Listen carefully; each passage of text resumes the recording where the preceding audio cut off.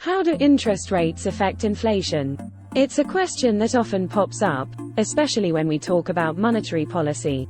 Today, we'll dive deep into this intriguing topic and uncover the strategic methods the Federal Reserve uses to maintain economic balance. But before we set sail, do remember to hit the like button, subscribe, and turn on the notifications so you never miss out on our learning journey. Let's get started.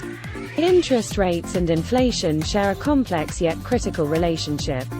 When the Federal Reserve, or the Fed, as it's popularly known, manipulates interest rates, it influences how much money is circulating within the economy.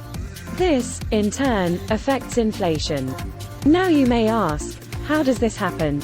It's simple, through monetary policy. Monetary policy, in its simplest form, is the action taken by the Federal Reserve to control the money supply, aiming to achieve stable prices, full employment, and reasonable long-term interest rates. Monetary policy can be either expansionary, which boosts the economy by increasing the money supply, or contractionary, which cools down the economy by decreasing the money supply. One of the key tools the Fed uses in its monetary policy is the federal funds rate.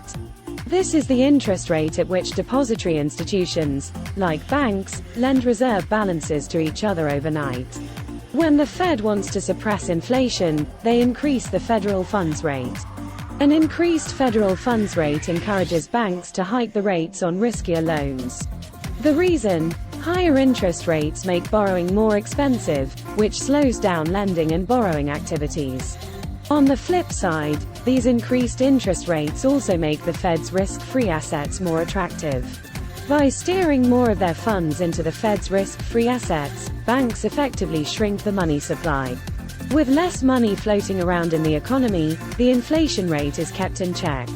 The Fed's influence over interest rates persuades banks to adjust their lending practices, which can lead to a decrease in the money supply and suppression of inflation.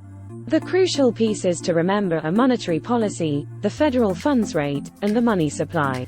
Understand these, and you're well on your way to grasping the fundamental dynamics of our economy.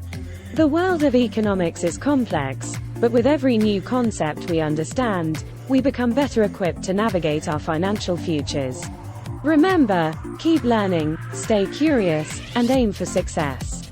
If you found this video informative, please hit that like button, subscribe to our channel, and leave a comment if you have any questions or topics you'd like us to cover next.